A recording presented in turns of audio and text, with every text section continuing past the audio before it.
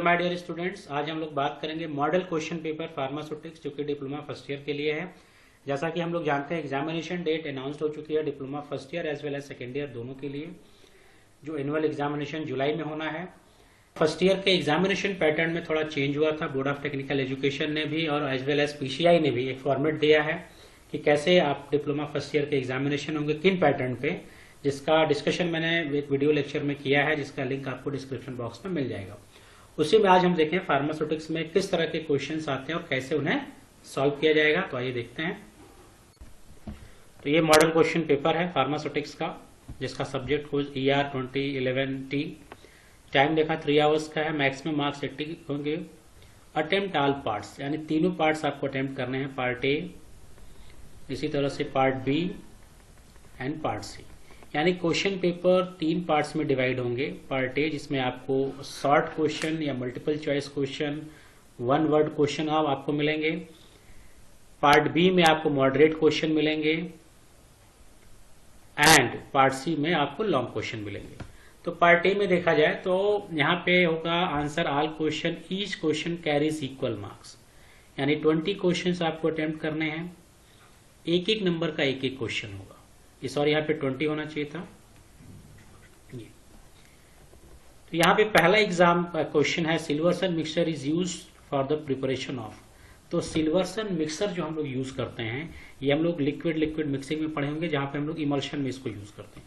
तो इमल्शन यहाँ पे लिखना होगा। अगर आपको सिल्वरसन मिक्सर होमोजेनाइजर का यूज पूछा जाए तो आप यहाँ पे सिंपल लिखेंगे कि इमल्शन प्रिपरेशन के लिए हम लोग सिल्वरसन मिक्सर होमोजेनाइजर का यूज करते हैं। अपार्ट फ्रॉम दैट हम लोग सस्पेंशन के लिए भी यूज करते हैं। Second question, type 2 glass is called as. तो ये भी 1 वर्ड क्वेश्चन है। इसी तरह के क्वेश्चन आपसे पूछे जाएंगे। तो टाइप 2 ग्लास, यानी ग्लास में पढ़ा होगा 4 तरह के ग्लास होते हैं, टाइप 1, 2, 3, 4। और टाइप 1 को बोरोसिलिकेट कहते हैं, टाइप 2 को ट्रीटेड सोडा लाइम ग्लास कहते हैं। तो यहाँ पे आपको लिखना होगा ट्रीटेड सोडा लाइम ग्लास। बस इतना ही आंसर आपको लिखना होगा। सिरप आईपी कंटेन्स सुक्रोज, यानी अब यहाँ पे आपको आईपी के हिसाब से सुक्रोज की स्ट्रेंथ बतानी है, और वो सुक्रोज की स्ट्रेंथ होती है 66.7% वेट बाई वेट। ये एग्जैक्ट आंसर है इसका कि सिरप आईपी, बीपी और यूएसपी, ये तीनों आपको याद होना चाहिए, पूछा भी जा सकता है। तो सिरप आईपी में अगर आप देखें तो 66.7% weight by wait. स्लगिंग is method involve in स्लगिंग। अब स्लगिंग कहां पे आएगा ये देखा जाए तो टैबलेट में यूज होता है, और टैबलेट्स में भी कहां यूज होगा, ग्रेनुलेशन में। ग्रेनुलेशन में जब हम लोग 2 तरह से ग्रेनुलेशन करते हैं, एक तो ड्राई ग्रेनुलेशन और एक वेट ग्रेनुलेशन। ड्राई ग्रेनुलेशन में हम लोग क्या करते हैं, पाउडर को कंप्रेस करते हैं, और ये जो कंप्रेस करते हैं इसी को स्लगिंग बोलते हैं, स्लग बोलते हैं। यानी जो कॉम्पैक्ट मास ऑफ पाउडर उसी को बोलते हैं स्लगिंग। तो स्लगिंग मेथड इन्वॉल्व क्या होगा, ग्रेनुलेशन, और उस ग्रेनुलेशन में भी कहां होगा, ड्राई ग्रेनुलेशन में। तो आपको यहां पे सिंपल लिखना होगा dry granulation. Give example of emulsifying agent. अब इमल्सिफाइंग एजेंट का आपको एग्जांपल देना है कि क्या क्या इमल्सिफाइंग एजेंट के एग्जांपल्स होते हैं। अब एग्जांपल्स के लिए इमल्सिफाइंग एजेंट्स को देखा जाए तो आप अकेशिया लिख सकते हैं, ट्रैगाकैंथ लिख सकते हैं, ठीक, SLS, ठीक। तो इस तरह से जितने भी इमल्सिफाइंग एजेंट्स हम याद हो, अगर क्लासिफिकेशन वाइज याद हो सो फार सो गुड, अदरवाइज कम से कम 4 से 5 इमल्सिफाइंग एजेंट्स आपको यहाँ पे देने होंगे। Cochineal is an agent. Cochineal agents कौन सा है, तो कॉकनियल देखें तो कलरिंग एजेंट है, कलरिंग एजेंट है। और जब कलरिंग एजेंट्स में जाते हैं तो जब हम क्लासिफिकेशन पढ़ते हैं तो नेचुरल और सिंथेटिक, सेमी सिंथेटिक। जब नेचुरल्स में आते हैं तो प्लांट, एनिमल। अभी जब एनिमल में आते हैं तो कॉकनियल एनिमल से रिलेटेड है, कॉकनियल इंसेक्ट से मिलता है, रेड कलर। तो ये कॉकनियल क्या हो गया, कलरिंग एजेंट हो गया।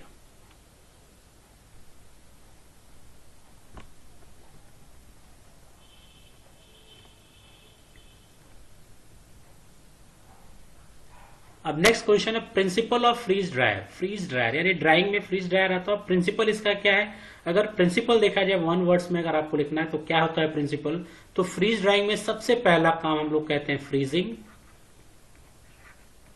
फ्रीजिंग करने के बाद हम सब्लिमेशन करते हैं, यानी इसका आंसर होगा, इसका जो प्रिंसिपल होगा फ्रीजिंग एंड सब्लिमेशन, क्योंकि फ्रीज ड्राइंग में जब स्टेप्स अगर आप देखें, फ्रीज ड्राइंग जब आप पढ़ोगे तो वहां पे हम पहले अपने प्रोडक्ट को फ्रीज करते हैं और फिर temperature and pressure below triple point लेके आते हैं, और ट्रिपल पॉइंट लाने के बाद हम उसका क्या करते हैं, सब्लिमेशन, यानी डायरेक्ट सॉलिड से किसमें कन्वर्ट करते हैं, गैस में, इसलिए इसको बोलते हैं सब्लिमेशन। तो ट्रिपल पॉइंट यहाँ पे इंपॉर्टेंट, और इस पे भी क्वेश्चन पूछे जाएंगे कि ट्रिपल पॉइंट क्या होता है। इसमें आपको टेम्परेचर याद होना चाहिए और प्रेशर याद होना चाहिए। Give example of sweetening agent, तो स्वीटनिंग एजेंट का यहाँ पे एग्जाम्पल्स लिखना है, सैकरीन, एस्पार्टेम, ठीक, सुक्रोज, इस तरह से आपको 3-4 नाम आपको स्वीटनिंग एजेंट्स के देने होंगे। नेक्स्ट क्वेश्चन देखा जाए, the package that come in contact with the formulation directly is called. अब यहाँ का package that come in contact with formulation directly, यानी डायरेक्टली कॉन्टेक्ट में आता है, उसको हम लोग बोलते हैं प्राइमरी पैकेजिंग, ठीक, क्योंकि प्राइमरी पैकेजिंग प्रोडक्ट के कॉन्टेक्ट में होता है, फिर सेकेंडरी पैकेजिंग होती है, फिर टर्सरी पैकेजिंग होती है। नेक्स्ट देखा जाए, oil and water are example of, किसका एग्जाम्पल है, मिक्सचर, यानी यहां पे आपको फिल करना। मिक्सचर्स देखा जाए तो मिक्सचर 3 तरह के होते हैं, पॉजिटिव मिक्सचर, नेगेटिव मिक्सचर और न्यूट्रल मिक्सचर, 3 तरह के मिक्सचर्स हैं। अब यहां पे देखा जाए तो oil and water is a example of negative mixture, तो यहां पे आपको सिर्फ लिखना नेगेटिव, ठीक। इसी तरह से अगर अल्कोहल एंड वाटर होता तो किसका एग्जाम्पल होता, पॉजिटिव मिक्सचर का। और अगर न्यूट्रल की कहते हैं तो सॉलिड प्लस सॉलिड की अगर मिक्सचर्स बनाते हैं उसको हम लोग बोलते हैं neutral mixture. Give example of anti microbial agent, anti microbial agent का एग्जाम्पल आपको देना है यहाँ पे, फिर आपको यहाँ पे methyl paraben, propyl paraben, sodium benzoate, इस तरह से आपको नाम देने होंगे किसके, एंटी माइक्रोबियल एजेंट्स के। फर्स्ट एडिशन पब्लिश्ड इन, पहला एडिशन कब आया, 1955, याद होना चाहिए आपको। लेटेस्ट एडिशन देखा जाए 2018। Right the principle of ball mill, ball mill का प्रिंसिपल क्या होगा, जब भी बॉल मिल का प्रिंसिपल देखते हैं तो यहाँ पे आता है इंपैक्ट एंड एट्रिशन, ठीक, बॉल मिल का principle impact and attrition, simple आपको ये लिखना है। The solvent use for the extraction is known as, अब सॉल्वेंट एक्सट्रैक्शन में जो सॉल्वेंट यूज करते हैं उसको हम लोग बोलते हैं मेंस्ट्रुम, तो यहां पे आपको लिखना है menstruum. Inerts insoluble material that remains after extraction is known as, तो इसको हम लोग मार्क कहते हैं, ठीक, यानी जो सॉल्वेंट यूज करते हैं उसको हम लोग मेंस्ट्रुम कहते हैं। और जब फिल्टर करने के बाद, ये पूछा जा रहा है इनसॉल्युबल मटेरियल, यानी जब हम फिल्टर करते हैं एक्सट्रैक्शन के बाद तो जो बचा हुआ मटेरियल है इनसॉल्युबल, उसको हम लोग बोलते हैं मार्क, ठीक। CGMP stand for, CGMP stand for, C means होता है current, G for goods, M for manufacturing and P for practice. तो यहां पे होगा currents, goods, manufacturing, practice. Coarse powder pass through sieve number, तो coarse powder pass through sieve number, एक classification powder आपको याद होना चाहिए, जहां पे आपको coarse powder, moderate coarse powder, fine powder, very fine powder and super fine powder का क्लासिफिकेशन दिया गया होगा, और वहां पे लिखा गया होगा एक दो चीजें, एक 10/44 यहाँ पे आपको लिखना है, 10 यानी सारे पार्टिकल 10 मेस नंबर से पास होने चाहिए, और नॉट मोर देन 40% 44 सीव नंबर से पास होना चाहिए। तो ये जो 10 है दैट इज अ सीव नंबर, ये क्या है, सीव नंबर। तो कोर्स के लिए 10/44। Sodium chloride injection has, sodium chloride injection has, अब सोडियम क्लोराइड इंजेक्शन में अगर देखें यहाँ पे क्या लिखना होगा, तो सोडियम क्लोराइड का हमें परसेंटेज मेंशन करना है, और ये आपको एकदम याद होना चाहिए कि 0.9% वेट बाई वॉल्यूम, और ये जो 0.9% है वेट बाई वॉल्यूम में आइसोटोनिक होता है विथ बॉडी फ्लूइड, यानी ये जो ऑस्मोटिक प्रेशर डेवलप करेगा, ये जो प्रेशर डेवलप करेगा, इसका प्रेशर हमारे बॉडी फ्लूइड के प्रेशर के बराबर होता है, ठीक है।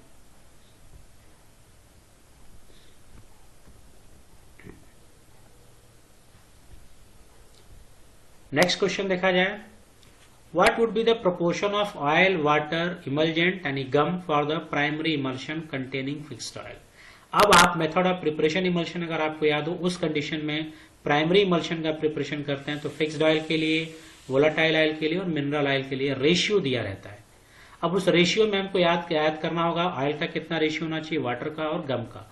तो ऑयल का रेशियो 4, वाटर का 2 और गम का 1, यानी फिक्स्ड ऑयल के लिए 4:1, मिनरल ऑयल के लिए होता है 3:2:1 एंड वोलाटाइल ऑयल के लिए होता है 2:2:1। तो ये रेशियो याद होना चाहिए। तो यहाँ पे सिर्फ आपको लिखना है 4 पार्ट ऑयल का, 2 पार्ट वाटर का, 1 पार्ट इमल्जेंट या गम का। अब इस तरह से वन वर्ड क्वेश्चंस आ गए। मल्टीपल चॉइस क्वेश्चन भी पूछा जा सकता है। तो मल्टीपल चॉइस क्वेश्चन में देखा जाए, यहाँ पे क्वेश्चन मैंने मल्टीपल चॉइस क्वेश्चन भी बनाया, which of the following is mineral oil, इसमें से कौन सा ऑयल मिनरल ऑयल है। तो यहाँ पे देखा जाए लिक्विड पैराफिन जो है ये मिनरल ऑयल है, एराकिस ऑयल आपका फिक्स्ड ऑयल है, पेपरमिंट वोलाटाइल ऑयल है। तो इस तरह से यहाँ का जो आंसर आपको देना होगा यहाँ पे। तो मल्टीपल चॉइस क्वेश्चन अगर पूछा जाता है वो थोड़ा सॉल्व करना आसान होता है, क्योंकि आपको 4 ऑप्शन मिलते हैं और उस ऑप्शन में आपको एक करेक्ट ऑप्शन चूज करना होता है। तो ये आपके शॉर्ट क्वेश्चन है। शॉर्ट क्वेश्चंस ही आपके पासिंग रेट को, पासिंग परसेंटेज को, पासिंग प्रोबेबिलिटी को डिसाइड करेगा।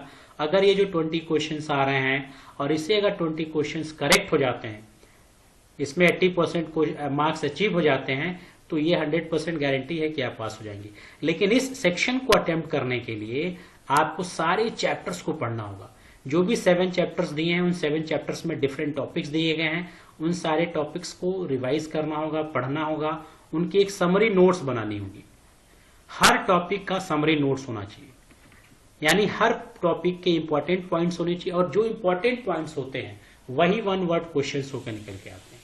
तो सारे चैप्टर्स की समरी बन जाए, और उस सारे चैप्टर की समरी को अगर डेली रिवाइज किया जाएगा तो ये जो सेक्शन है बड़े आसानी से सॉल्व किए जाएंगे, क्योंकि 70 to 80% क्वेश्चन ऐसे होते हैं जिनको आप आसानी से सॉल्व कर लेंगे।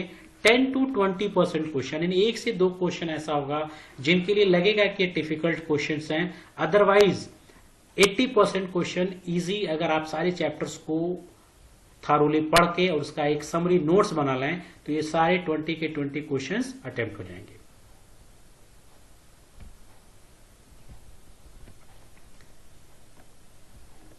अब पार्ट बी देखें। तो पार्ट बी में देखा जाए तो 11 क्वेश्चंस हैं, इसमें आपको मिलेंगे। एक ऑप्शनल क्वेश्चन मिलेगा और 10 क्वेश्चन अटेम्प्ट करने हैं, और हर क्वेश्चन 3 मार्क्स के हैं, यानी 30 मार्क्स यहां हो गया, 20 वहां और 30 यानी अभी तक 50 मार्क्स के क्वेश्चन हो चुके। अब यहाँ पे 10 दिए हैं, तो अब यहाँ पे आपको प्रिसाइज आंसर देना होगा। जैसे ऑइंटमेंट है तो ऑइंटमेंट्स के बारे में लिखना है। अब इस तरह से क्वेश्चन है राइट ऑइंटमेंट्स, तो क्या क्या लिखा जाए ये समझना डिफिकल्ट होता है। तो एटलीस्ट हम इसकी डिफिनेशन लिखें और इसके एडवांटेज और डिसएडवांटेज लिखें। इसी तरह से राइट नोट और प्रिजर्वेटिव आएंगे, तो प्रिजर्वेटिव में हमें लिखना है, इसके क्लासिफिकेशन आएंगे, anti microbial agent, antioxidant. Right note on syrup, syrup पे आपको नोट्स लिखना है, यानी इसके definition, it is a sweet viscous and concentrated sucrose solution, और इसका फिर एडवांटेज एंड डिसएडवांटेज। इसी तरह से क्वेश्चंस को पढ़ना, जैसे वैक्सीन के बारे में है, quality control and quality assurance के बारे में है, डिफरेंस पूछा गया मैसरेशन और डिकॉक्शन के बारे में, डिफरेंस पूछा गया फ्लोकुलेटेड एंड डिफ्लोकुलेटेड। तो यहाँ पे आपको प्रिसाइज आंसर देना है, और इस प्रिसाइज आंसर देते हुए आप आगे बढ़ेंगे। ये दिमाग में कभी ना रहे कि हमें बहुत ज्यादा लिखना है। ठीक, आप कॉपी फिल करके आओ, लेकिन रिलेवेंट मैटर अगर आपने नहीं लिखा है तो आप फेल हो जाएंगे। मैटर प्रिसाइज हो, कंसाइज हो, लेकिन जो भी कॉपी पे लिखो इस बात का ध्यान रखो कि खुद पढ़ो क्या उससे हम समझ पा रहे हैं कि नहीं। तो पॉइंट्स जो भी दिया जाए वो करेक्ट पॉइंट्स होने चाहिए, यानी उसका उसमें कुछ रिलेवेंट मैटर हो। ऐसा नहीं कि कॉपी फिल करके आ जाओ आप पास हो जाएंगे। तो जो भी, जैसे सिरप है, सिरप का अगर आपने लिखा है it is a sweet viscous concentrated sucrose solution, और इसके जो एडवांटेज अगर हैं तो एडवांटेज में पैलेटेबल होता है, सेल्फ प्रिजर्वेटिव की तरह काम करता है। इस तरह से 3-4 एडवांटेज, 3-4 डिसएडवांटेज, मैं समझता हूं that is sufficient for that. ठीक, इसी तरह से सेक्शन सी होगा।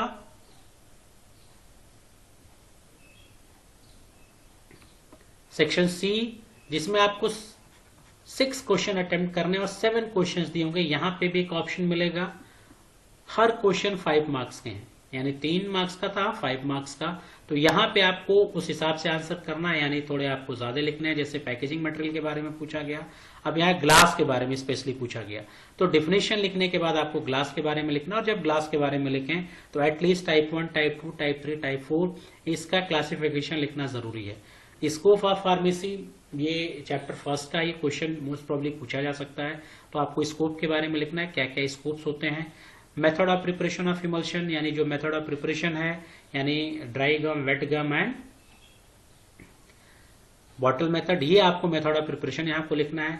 फ्रीज ड्राइंग के बारे में, ये ड्रायर है फ्रीज ड्रायर, अभी इसका शॉर्ट क्वेश्चंस भी था। Write note on Silverson mixer homogenizer, जो इमल्शन में आपने पढ़ा लिक्विड लिक्विड मिक्सिंग के लिए, ये पढ़ेंगे। सॉक्सलेट एक्सट्रैक्टर यानी सॉक्सलेशन के लिए, and write note on the principle construction of ball mill. तो ये प्रिंसिपल भी लिखना है, कंस्ट्रक्शन लिखना है, वर्किंग लिखना है और एप्लीकेशन लिखना है, ये सारी चीजें आपको बॉल मिल में लिखनी है। तो क्वेश्चंस को केयरफुली पढ़ना है कि क्या क्या इंफॉर्मेशन हमें देनी है, उस जगह जो भी इंफॉर्मेशन मांगी जाए वो इंफॉर्मेशन देनी है। तो इस तरह से क्वेश्चन पेपर आपके आएंगे, यानी जो पहला सेक्शन था वो 20 मार्क्स का था, दूसरा फिर 30 मार्क्स का और तीसरा 30 मार्क्स का, यानी टोटल हो गए 80 मार्क्स के। अब ये पार्ट्स में चेंजेस हो सकते हैं कि पार्ट सी ये हो जाए, पार्ट बी ये हो जाए, पार्ट ई हो जाए, लेकिन पैटर्न आपका यही होगा। तो इसलिए अब पढ़ाई को फोकस करना है, पढ़ाई करना है, हर चैप्टर्स को पढ़ना है, यानी कुछ स्पेसिफिक चैप्टर पढ़ने से आप पेपर क्वालिफाई नहीं कर पाएंगे। सारे चैप्टर्स को पढ़ना है, सारे टॉपिक्स को पढ़ना है, ताकि शॉर्ट क्वेश्चन हो, चाहे वन वर्ड क्वेश्चन हो, चाहे लॉन्ग क्वेश्चन हो, उसका आसानी से आंसर किया जा सके। और उसका एक एग्जाम्पल से सटीक सा तरीका मैंने बताया कि समरी नोट्स बन जाए और जिसको आप डेली देखा करें, तो इससे आपको मैक्सिमम क्वेश्चन सॉल्व हो सकता है। तो कोई भी डाउट, कोई भी क्वेरीज हो तो मुझे कमेंट बॉक्स में लिखिए। Thank you.